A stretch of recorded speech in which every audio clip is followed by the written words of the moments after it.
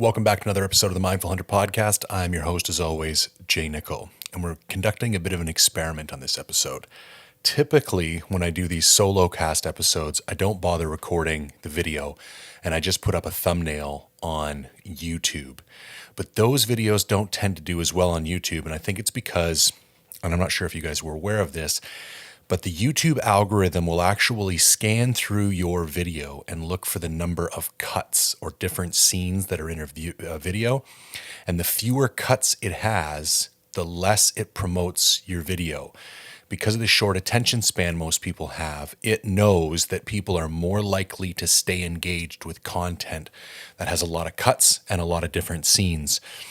And so even though this is a talking head and it's still one scene, there's actually moving parts on the footage instead of just a thumbnail. So I'm going to conduct a little experiment and see if having video in the video actually creates or impacts the number of views it gets as opposed to just having a thumbnail.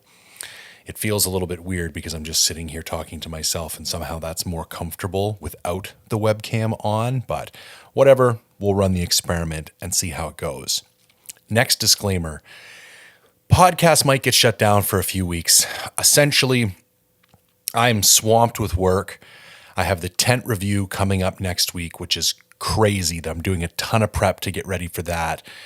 And then I leave for sheep in basically 2 weeks from almost today. And then I'm gone for 2 weeks. So if there's a little bit of radio silence from the podcast,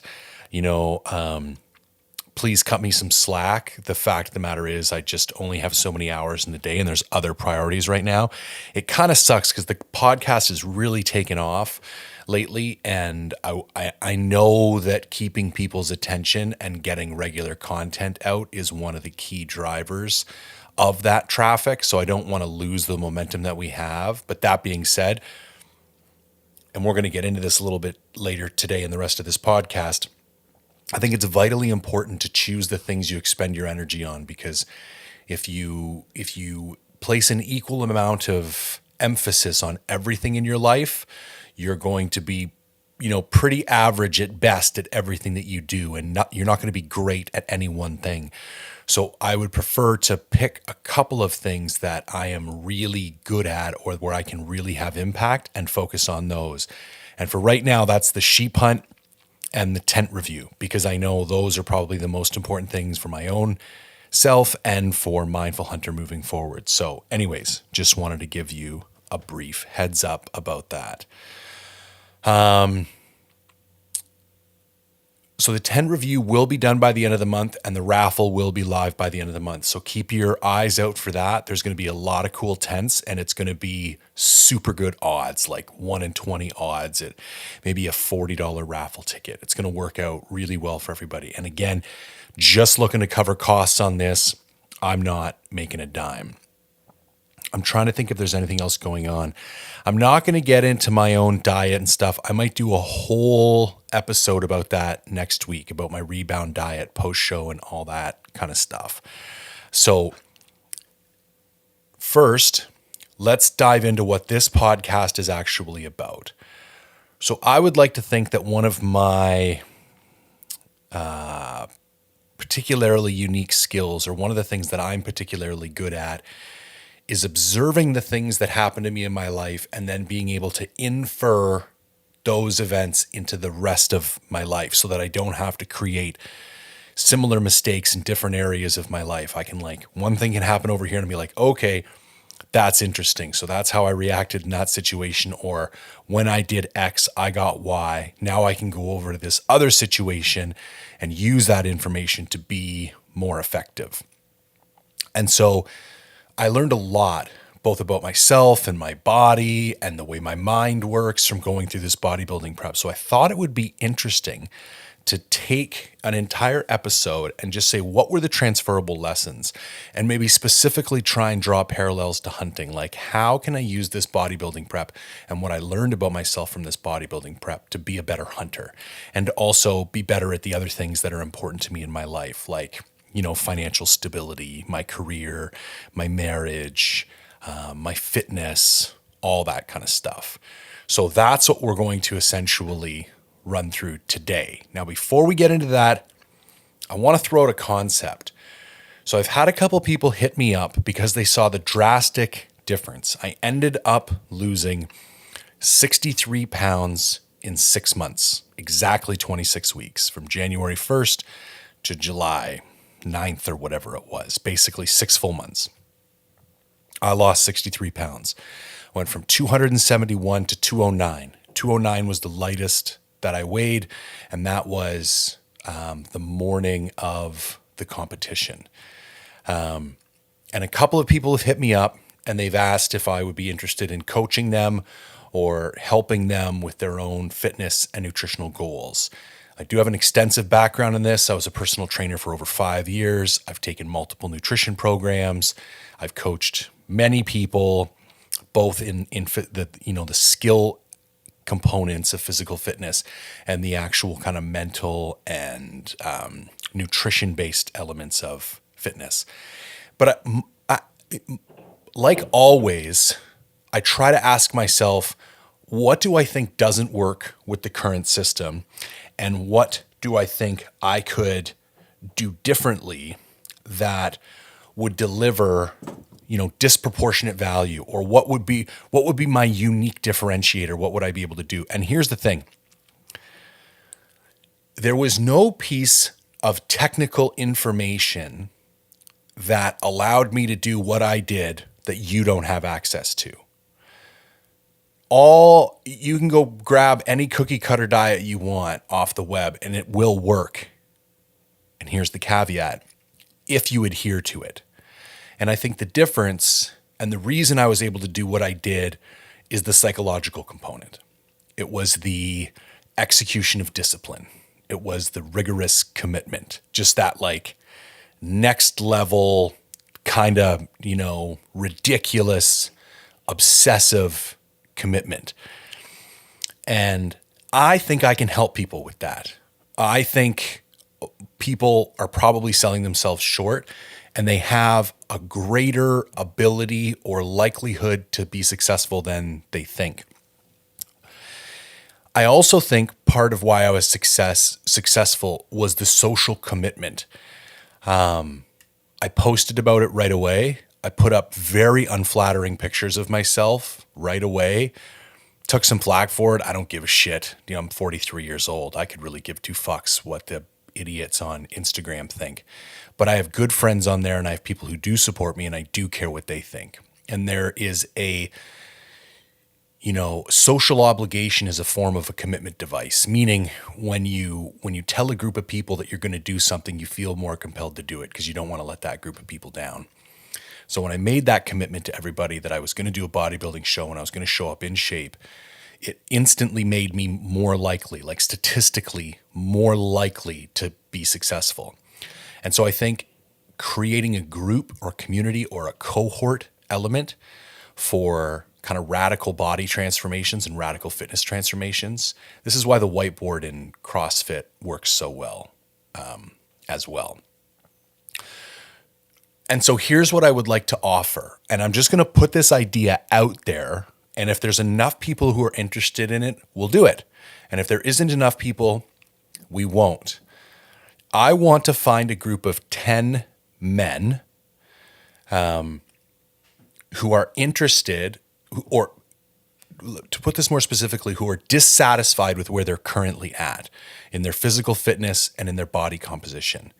Probably guys who are successful in other areas of their life, probably decently successful hunters, probably successful businessmen. But being physically fit is always something that has eluded you, or you had it when you were younger and it slipped away and you've tried a few times and you can't get it back. And here's what I would like to do. I'd like to find a group of 10 men and I'd like to run a 6-month program. I will write you nutrition. I will write your training. You will submit pictures to me on a weekly basis. I will update your training and your nutrition weekly as required. We will do a quick weekly coaching call, 15 minutes once a week. There will be a chat room on WhatsApp for all 11 of us, me and the 10 members. Well, everybody will introduce each other, share each other's goals. Everybody will have to pick some kind of goal at the end of 6 months, whether it's, just a photo shoot for yourself or a race or a really big hunt. Everybody needs to have something at the finish line that they're shooting for. And everybody can chat in that room about how they're doing and what their progress is and what kind of stumbling blocks they're hitting. And then once a month, we'll have a group Zoom call, maybe an hour, maybe 2 hours, I don't know. And in that, we'll share what's working and what's not. And what I propose is, this is what I paid $250 a month for my coaching, and that's pretty standard for a bodybuilding coach who does weekly pictures and weekly diet updates. And I want to find people who are committed. I'm not doing this to get rich, but they've actually done studies where when you give things away, you actually have a lower adherence rate than if you charge for it. Because if I'm telling you it's not worth you paying for it, then why would you take it?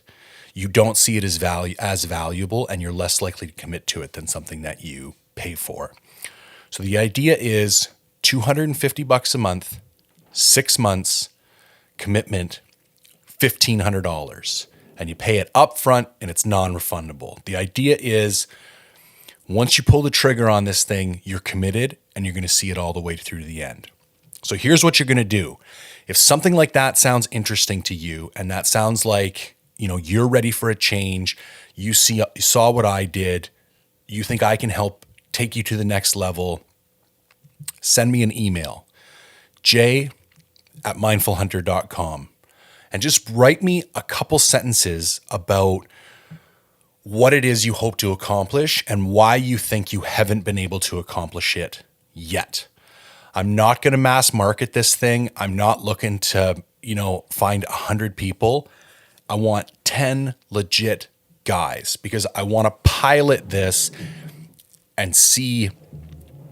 I think there's a real chance that we can, disproportionately affect people's likelihood of success. And if that works, maybe I take it and maybe we do it again. Who knows? But if that sounds interesting to you, and it sounds like something that you want to try, send me an email. You can even just get in touch to ask for more information. I have a bunch of other ideas. There's going to be a bunch of supplemental information. I can do little webisodes on different nutrition principles and that kind of stuff. So there'll be a lot of learning involved as well. It won't just be do what I say and don't ask questions. The idea is at the end of the 6 months, you're fully self-sufficient and you've learned enough about nutrition that you can handle your own programming, and you've learned enough about physical fitness that you can handle your own programming. I'm not looking for people who want a coach for the next 10 years. I'm looking for people who need a kick in the ass to get out of a slump and they want to make a fundamental change. So that's the deal. 6 months, $1,500, 10 dudes. If you're interested, j@mindfulhunter.com. And if nobody reaches out, no big deal. It was a cool idea. Turns out nobody's interested. I'm not going to lose any sleep over it. But who knows? Maybe this is something that lands for you guys out there and it's something that you want to get into. Okay. Now that that's out of the way, let's get into the actual lessons learned. This is going to be somewhat controversial, the first one. I don't know how many of you heard of the Pareto principle or the 80-20 principle, and that basically states that 80% of consequences come from 20% of causes. You could play this out and perceive this in a multitude of different ways. Like 20% of people are responsible for 80% of the outcomes. You see that number almost holds true in hunting. Like 20% of the people kill 80% of the animals. Normally it's like 80% of the outcome comes from 20% of the inputs. And this is very Tim Ferriss. And the idea is to hack effort so that by being super scientific about where you apply effort, you can apply less effort and get 80% of the outcomes. So you can be more efficient and you can be more successful across a broader category, a broader list of categories, or a broader list of endeavors. Now, in principle, I agree that this is a true principle and it works. What I learned in my bodybuilding prep is that it is the enemy of greatness because it always has you looking for shortcuts. It has you thinking, what are the really important things that I can't cheat so that I can get away with cheating on a couple of the other things? Because 80% of an outcome is satisfactory to me. You're basically telling yourself that you don't want to achieve 100% of the potential outcome. You only want to achieve 80% of the potential outcome, as long as that means you're going to save a significant amount of effort. And I started the prep with this mindset, and then I wasn't getting the results that I want. And then I did a couple of experiments where I was religiously dedicated to my diet and my training for like a full 7 or a full 14 days.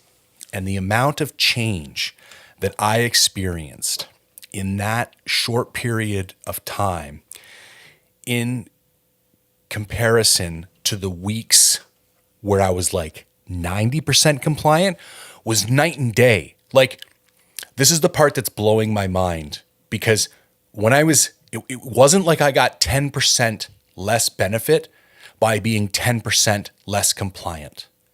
Like, for example, let's say I was supposed to have 200 grams of carbs a day, and I allowed myself a handful of Frosted Flakes as I walked past my kid in the morning. And let's say I ended up having 220 grams of carbs at the end of the day. That would be considered 90% compliant. I cheated by 10%. I had 10% more carbs than I was supposed to have.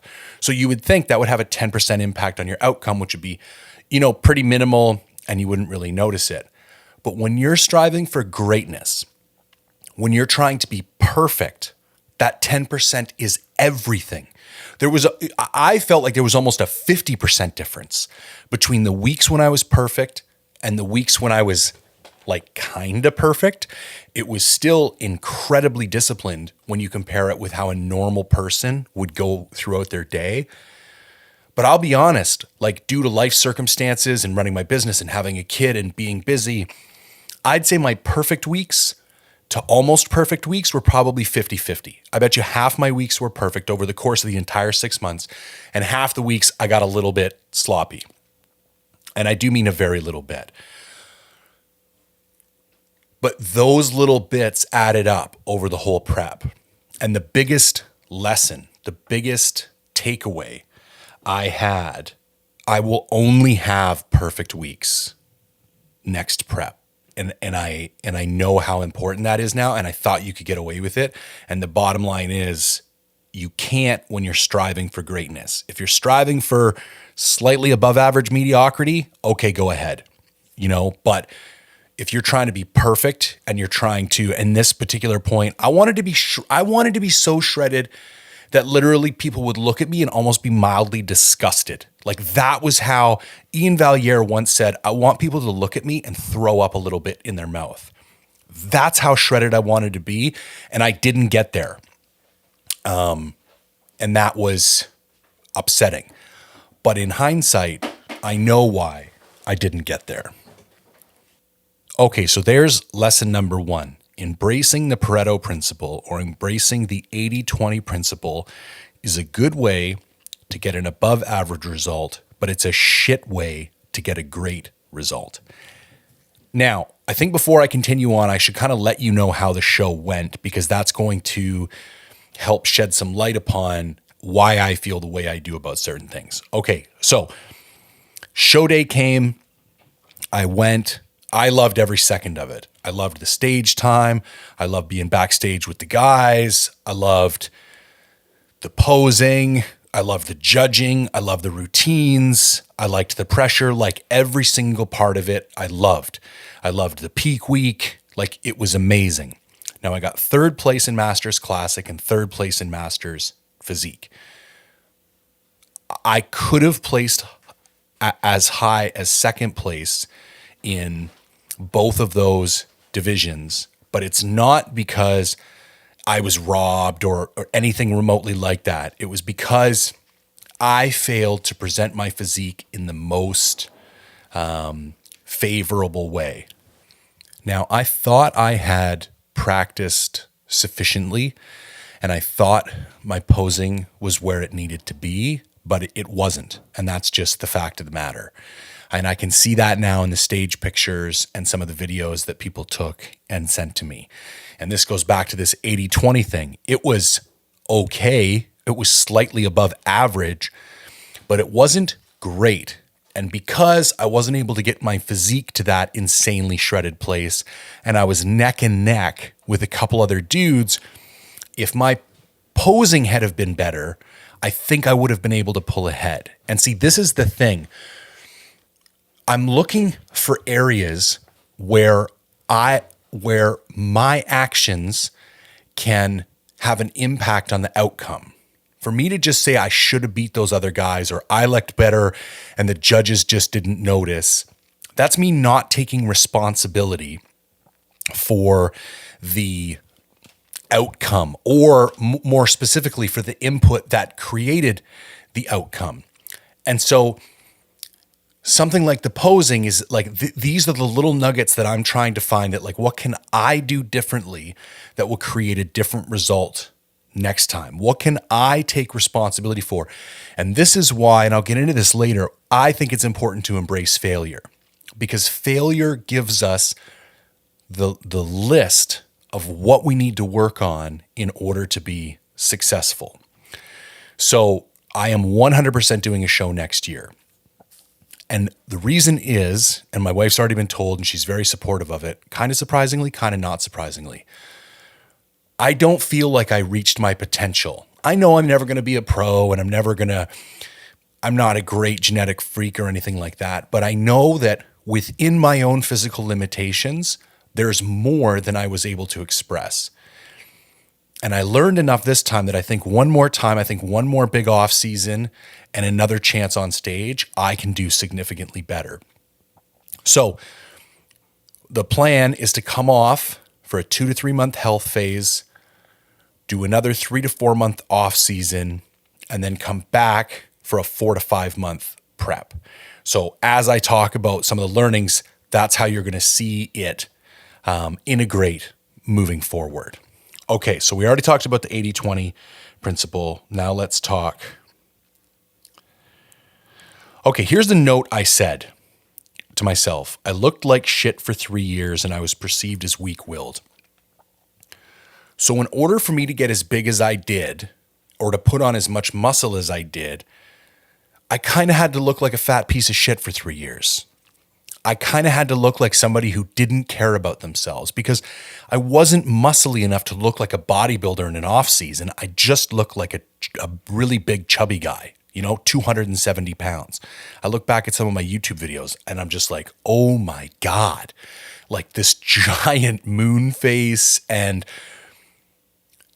I think what holds a lot of people back from those periods of improvement is the need to convince the world about what you're doing. Like, I want the world to see that I have a strong willpower and discipline. And if they confuse what I'm doing as being weak, I can't have that. So I can't let myself go through these. And I think there's analogies all across the board. Like maybe you got to take a year off hunting, or maybe you got to take 2 years off big hunting trips to save up enough money for a stones sheep hunt, because you don't live in a province or a state that has over-the-counter tags. And all your buddies think you've given up on hunting and you don't give a shit about it anymore. But really what you really, really, really care about is hunting, so much so that you're going to sacrifice it to achieve the greater goal. And that's what like putting on that mass was. I see all these young kids at my gym all the time that want to wear tank tops year round.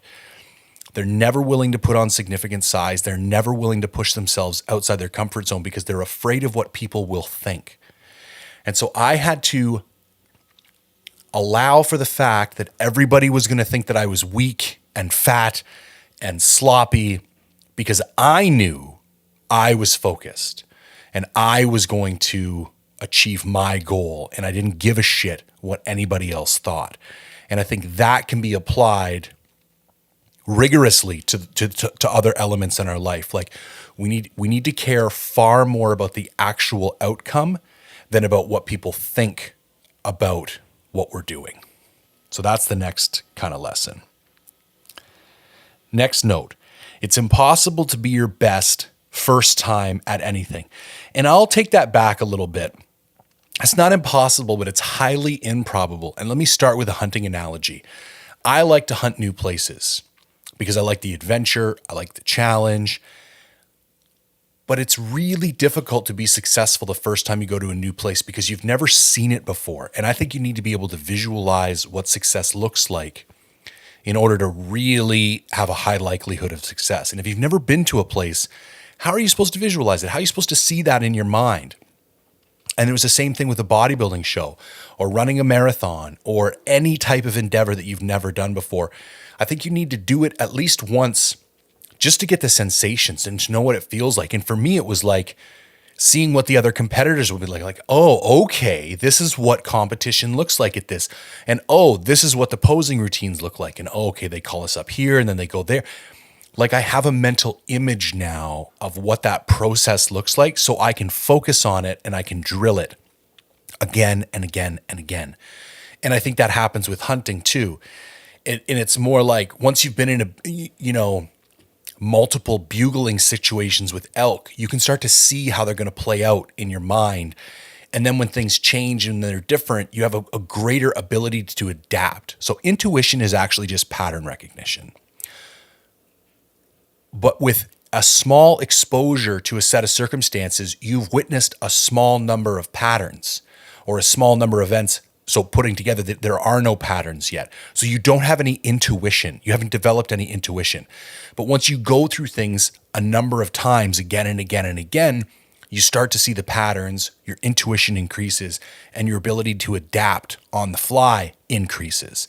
And so I don't say that so that we cut ourselves some slack and we don't try at things the first time. I still went in there with the mindset that I was going to destroy. However, just recognize there are limitations with how much you can actually prepare yourself for the first time, or give yourself some room to accept the fact that what you show up to might be radically different than what you expected because you've never gone through that particular set of circumstances before. Next note, fall in love with the suffering. And this plays directly into hunting. Like people are always messaging me and asking me how I'm able to do the things, like the solo long hunts and stuff. Like, how do you make yourself do that? And that's kind of like a mind-boggling question to me. Like all I can think of in the world is doing those things. Like I love those things. And they're particularly difficult, sure, but they're a breed of difficult that I truly enjoy.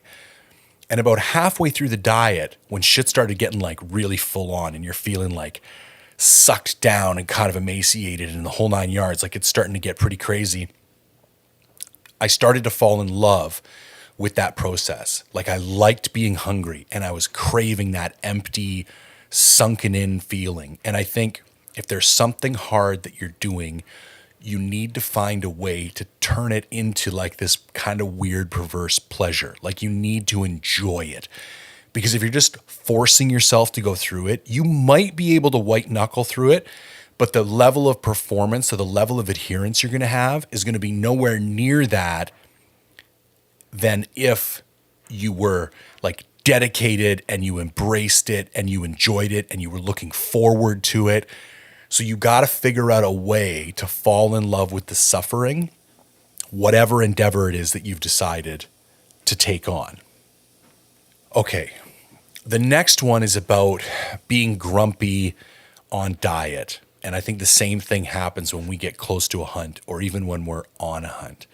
And so most people would assume that I was short-tempered and kind of mildly distracted all the time because of the lack of food. And while I think that plays a role, I had a bit of an epiphany during this prep. Have you ever been on your phone and your kid wants something? They are insanely annoying at that precise moment in time. And the reason is because they're distracting you. You're trying to do something like write an email or reply to a post, or probably something you shouldn't be doing in the first place because you should be paying attention to your kid. But you're trying to focus your attention elsewhere and they're trying to pull your attention away. And the human brain hates that. It feels like we're being pulled in two directions at once. And you respond by being super short-tempered and losing your mind and snapping at people. And I think the underlying cause of why I got grumpy later in prep was influenced by the food, but the real reason was I was so singularly focused on the outcome of the show that literally everything in my life, from people to work to obligations, felt like that annoying distraction, like your kid tugging on your shirt when you're on the phone. And I treated everybody like that. Not all the time, but like when I wasn't in a great mood and I snapped at my wife or something, it was because I actually saw her as a distraction to what I thought was important at the time. And I think this happens while we're on a hunt. I think this happens while we prepare for hunts. I think this happens while we train. And so the takeaway here is like recognize where your headspace at. If you're singularly focused on something and that's the level of obsessive commitment you require, then you got to be straight up with the people in your life that like, listen, for the next couple months, this is just going to be the way it is. And I need your support. And hopefully you have an environment where you can create that. And if not, you might lose some people out of your life. Now, this is not a license to be an asshole, but it's a way for you to mentally prepare the people around you that you're about to embark on something that requires such drastic commitment that you might not be your best self in some other areas of your life. Okay, I made the note, don't be the guy who says I should have placed higher, I got robbed. Same thing as making excuses about the animal you did or didn't shoot.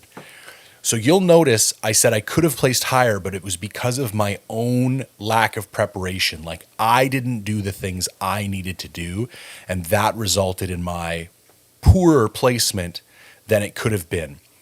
You're disrespecting yourself when you blame others for your poor performance.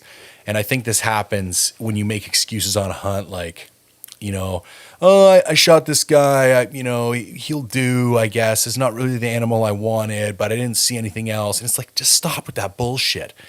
If you wanted to execute the decision, then you executed the decision. Take responsibility for the decision. And it's just like what I said earlier about failure. People run from failure. They try and say like, oh, as long as you learn something is not a failure, or whatever kind of catchy, not failing comment you want to make. I call bullshit on all of it. I failed at this bodybuilding competition in a lot of ways. I succeeded in some ways, but I failed in some very significant ways. And I'm okay with that. I tried really hard and it wasn't hard enough. And I did really good, but it wasn't good enough. And I'm going to take those lessons and I'm going to think about it and I'm going to sit on it and I'm going to squeeze every single drop of learning that I can out of those lessons in order to not fail next time. And for me, that is one of the single most important characteristics of progression. The moment I stop allowing myself to embrace my own failures is the day I'm not going to get any better. Simplicity is addicting. This is one of my final notes. I love being in the backcountry. And it took me a while to put my finger on this one as well. And I've talked about this a lot recently on the podcast. The reason I like being in the backcountry is that there is one purpose. There is one thing. You wake up trying to do one thing. You go to bed trying to do one thing. You eat trying to do that thing. You sleep trying to do that thing. You do the same thing again and again and again. And the reason for that, and the reason that's so addictive or so enjoyable is that it's the singleness of purpose. And it's one of the things I enjoy most in life. Like I love when I wake up in the morning and I only have one thing to do. And having 4 or 5 months that were purely dedicated to this bodybuilding show where I kind of let other shit in my life slip created a very similar kind of set of circumstances. And I think knowing that about myself, I'm going to try and approach life more like that. Like instead of, if there's a month and I've got 4 things to get done, instead of trying to do a little bit on each thing each week, I'm going to look at each week as having one task. And I'll focus on one thing, get it done. focus on the next thing, get it done. And that will allow me to have that singleness of purpose. And I think I'm a more effective individual when I approach life in that manner. Okay, now people sent in. So that's basically it. Those are the big lessons that I took away, the kind of musings I've had over the last week since the competition took place. Now, people sent in some questions. Lead Pill Productions says, how much cardio daily up till show? Basically, for 6 months, I did 45 minutes a day, twice a day. In hindsight, I think it was probably a little bit too much. I think I should have started out a little bit slower and ramped it up a little bit slower. But also, it got to a point where I didn't even care. I was like, you want me to do an hour twice a day? I'll do an hour twice a day. You want me to do half an hour? I'll do half an hour, 45 minutes. Like, cardio became so mindless that it didn't even matter what I was doing. I would find something to watch on TV. Like, it was just so habitual by the end that I didn't give a shit. Dave Campbell says there's a huge crossover in discipline and goal setting. Do you think it'll be easier to stay in hunt shape now? I do.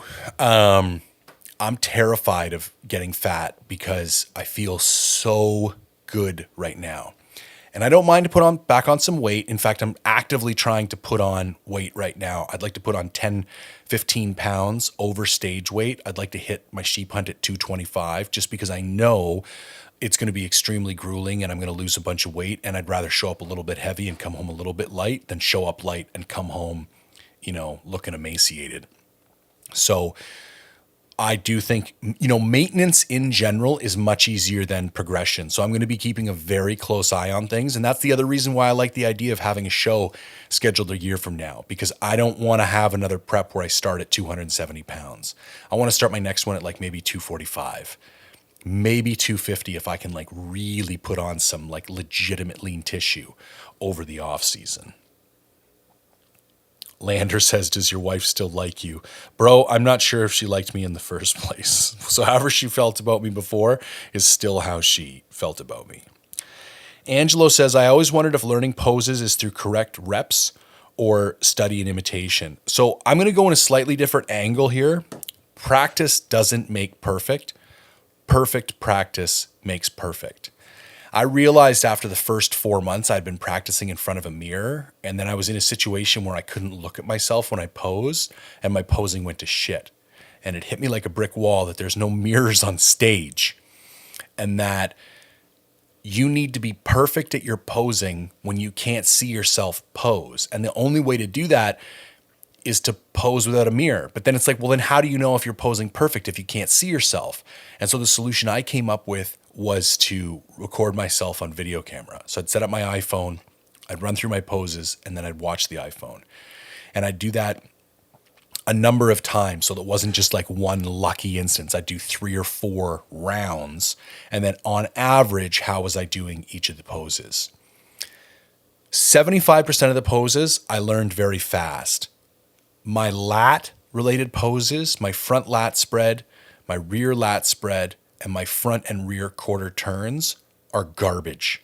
Sometimes I pull them off and they look great. Sometimes I look like shit. And sometimes I'm somewhere in between. All the rest of my poses I can nail with my eyes closed. But those lat-focused poses, controlling your lats is a very difficult thing to do. It's not like flexing your chest or flexing your bicep. Like being able to pop your lats out at weird angles and hold that in uncomfortable poses is like a very tricky thing to be able to do. And so I've highlighted that not only do I need to practice regularly and do the reps, they need to be perfect reps, and they need to be the reps that are the poses I need to improve on. So moving forward, if I was to practice for 30 minutes, I would spend 5 minutes doing the shit I'm really good at and 25 minutes doing the shit I suck at. The problem with that is that's not the way we're wired. We like to do the things we're good at because it makes us feel good about ourselves. And we don't like to do the things we're shit at because it makes us feel bad about ourselves. And so being able to push through that and being like, I'm going to feel like a piece of shit because I'm not very good at the things I'm about to do, but I have to do these to get better. And I'm willing to feel like a piece of shit in order to get better. is the mind space that I need to be able to get into for that type of practice. Yeah. My buddy Jay says thoughts on bulking up and hunting on snowshoes. I think it's the worst idea in the world. I was having a conversation with somebody the other day when I did my goat hunt last year, 2 years ago. I was 255 pounds and I had a 90-pound pack. So I was 345 pounds on snowshoes. And it was borderline irresponsible. It was too big. It was just a bad idea all around. So no, don't bulk up and don't go on snowshoes. Evan says, how do you manage time during a normal week or weekday for work, child, exercise, sleep? So here's what my day looked like most days. Up at 4:30, weigh-ins, coffee, a little bit of email, 4:30 to 5. Cardio, 5 to 5:45. Posing, 5:45 to 6. Work, 6 to 7, shower and shave to 7:15, wake my kid up, get her ready for school, eat my first meal, leave at 8, kids dropped off, back at home till 9, work till 3, go to gym, train, do cardio, pick up some grocery shopping, home for 6, eat dinner. Now there's a bunch of meals in there I'm not getting into. Eat dinner, chill out for an hour and a half or 2, go to bed for 10 o'clock. Sometimes I would get a nap in during the day. The best days I had a 30 to 45 minute nap. So I was getting about 7 hours sleep throughout the course of an entire day, 6.5 at night, and then a half an hour during the day. So that's how I did, man. Now, a note for that I think you can take forward and you might be able to utilize is look for the periods of the day in which you feel disproportionately effective. So for me, from 4 to 7 in the morning, I feel like I can get as much done during those 3 hours as I can during any 6-hour period the rest of the day. Because the phone's not going off, nobody's bothering me, my mind is quiet, the day hasn't started disturbing me yet, my kid is asleep, my wife is asleep. And so when I get to 5 o'clock at the end of the day and I'm like, I still got things to do, I shut it down because it's going to take me twice as long to do those things and I'm going to do them half as good than if I do them the next morning. So that's kind of like my secret weapon. Cram as much shit as possible into that morning period so that when you get less effective throughout the day, you have fewer things to do. Last question, my buddy Graham. How depleted did you feel while cutting and how did you work through it? There were periods when I felt very, very, very depleted. There were periods of depression, like severe depression. There were periods of like physical illness due to depletion. It was quite bad, but it would only normally come on in waves of 2 or 3 days. And it really was only super intensely bad, maybe 3 or 4 times. So let's say 10 or 12 days in total, like 4 times of 3 days, just to give an example. And how did I work through it? Some days I didn't. There were some days I was incapable of working. I wish some days I just had like a straightforward job where I would just go in and do my job. What I do for a living is very cerebral, very cognitive. I'm problem solving all day, and it requires a lot of creative energy.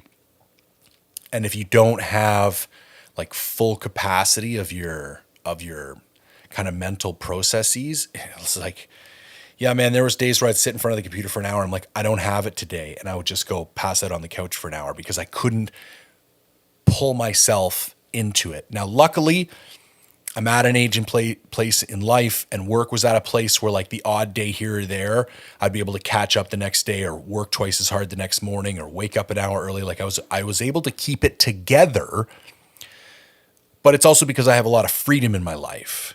I own the company I work for and all the rest of it, so I have some flexibility. It was hard. And so I would say, think about that long and hard before you attempt something like this, because you're going to need some flexibility in your life. And if you don't have a job that offers you any, hopefully you have a brainless job where, you can just show up and execute and you don't have to put a whole lot of thought into it.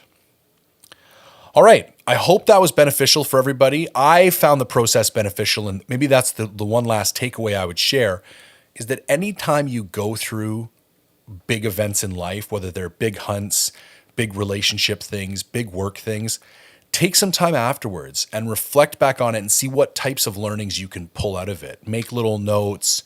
That's one of the things I like about having the podcast is I feel like I'm forced to be even more structured about my introspection.